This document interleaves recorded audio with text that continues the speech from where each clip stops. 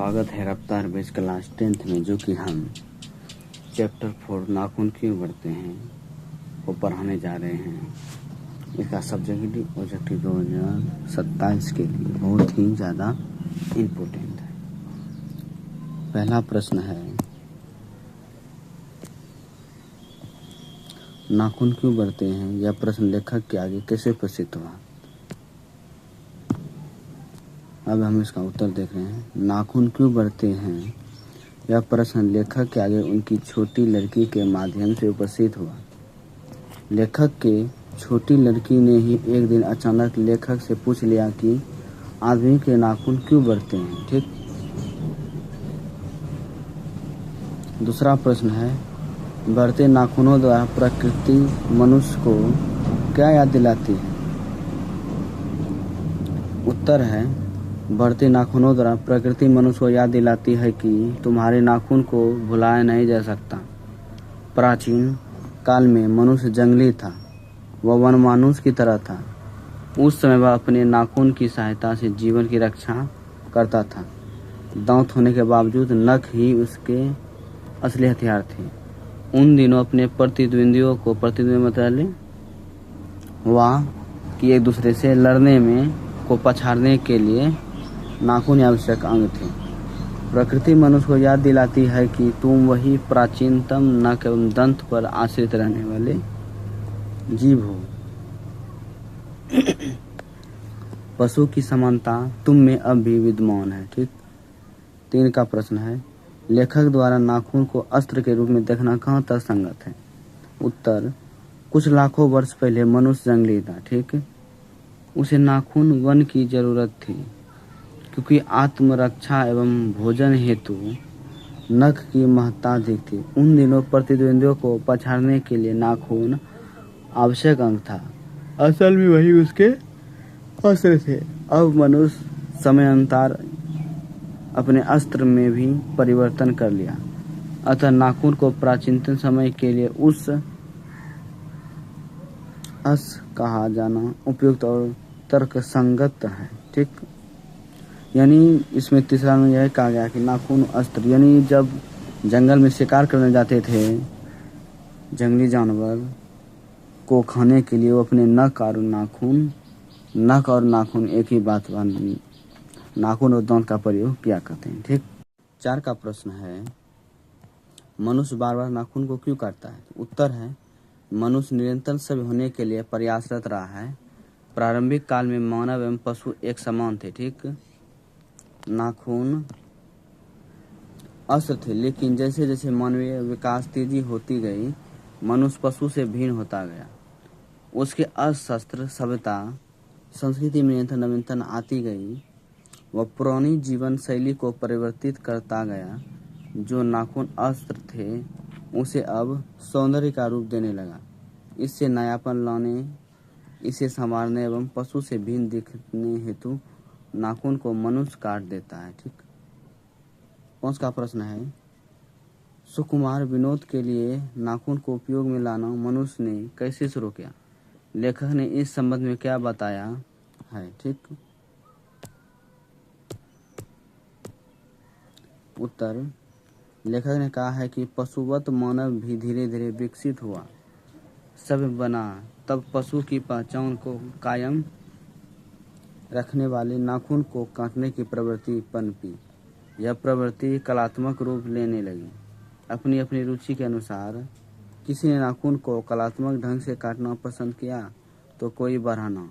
लेकिन लेखक ने बताया है कि यह भूलने की बात नहीं है कि ऐसी समस्त अधोगामिनी वृत्ति को और नीचे खींचने वाली वस्तुओं को भारतवर्ष ने मनुष्योचित बनाया है। ठीक। 6 का प्रश्न, नख बढ़ाना और उन्हें काटना कैसे मनुष्य की सदता वृत्तियां हैं? इनका क्या अभिप्राय है?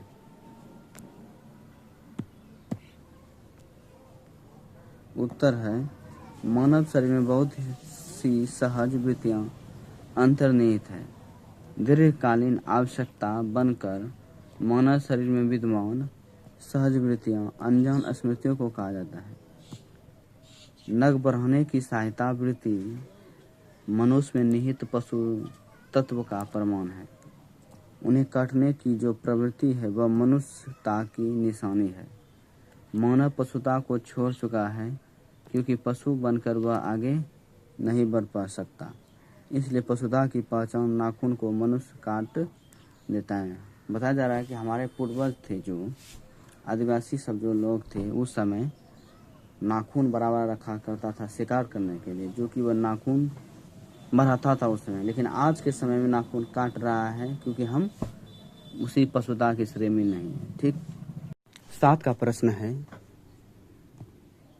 लेखक क्यों पूछता है कि मनुष्य किस ओर बढ़ रहा है, पशुता की ओर या मनुष्यता की ओर? स्पष्ट करें। उत्तर है, लेखक के हृदय में अंतर्दर्द की भावना उमड़ रही है कि मनुष्य इस समय पशुता की ओर या मनुष्यता की ओर बढ़ रहा है। अतः इस जिज्ञासा को शांत करने के लिए स्पष्ट रूप में यह प्रश्न लोगों के सामने रखता है। इस प्रश्न पर अध्ययन करने से पता चलता है कि मनुष्य पशुता की ओर बढ़ रहा है। मनुष्य में बंदूक और बम से लेकर नए नए महानाशक के अस्त्रों शस्त्रों को रखने की प्रवृत्ति जो बढ़ रही है, वह स्पष्ट रूप से पशुता की ओर निशानी है। पशु प्रवृत्ति वाले ही इस प्रकार के अस्त्रों की होड़ में आगे बढ़ते हैं। ठीक। 8 का प्रश्न है, देश की आज़ादी के लिए प्रयुक्त किन किन शब्दों की अर्थ मीमांसा लेखक करते हैं और लेखक के निष्कर्ष क्या है? उत्तर है, देश की आज़ादी के लिए प्रयुक्त इंडिपेंडेंस शब्दों की अर्थ मीमांसा लेखक करते हैं। इंडिपेंडेंस का अर्थ है अवधीनता या किसी की अधीनता का अभाव, पर स्वाधीनता शब्द का अर्थ है अपने ही अधीन रहना। अंग्रेजी में कहना तो सेल्फ डिपेंडेंस कह सकते हैं। लेखक का निष्कर्ष ही है कि स्व निर्धारित आत्मबंधन फल है जो उसे चरितार्थता की ओर ले जाती है। मनुष्य की चरितार्थता प्रेम है, त्याग में है, अपने को सबके मंगल में निःशेष भाव से देने में है। ठीक।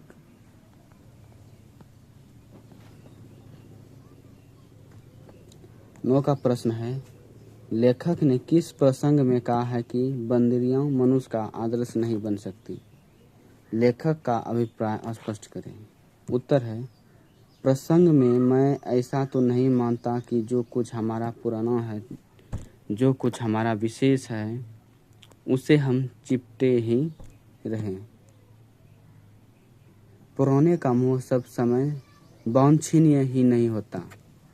मेरे बच्चे की गोद में दबाए रखने वाली बंदरियां मनुष्य का आदर्श नहीं बन सकती। लेखक महोदय का अभिप्राय है कि सब पुराने अच्छे नहीं होते, सब नए खराब नहीं होते। भले लोग दोनों का जांच कर लेते हैं, जो हितकर होता है उसे प्रबंधन करते हैं। 10 का प्रश्न है, स्वाधीनता शब्द की सार्थकता लेखक क्या बताता है? उत्तर है, लेखक के अनुसार स्वाधीनता शब्द का अर्थ है अपने ही अधीन रहना, जिसमें स्व का संबंध अवश्य है। अंग्रेजी में कहना तो सेल्फ डिफेंस कह सकते हैं। सेल्फ डिफेंस मतलब आप खुद अपना। ठीक। 11 का प्रश्न है, निबंध में लेखक ने किस युद्ध का जिक्र किया है?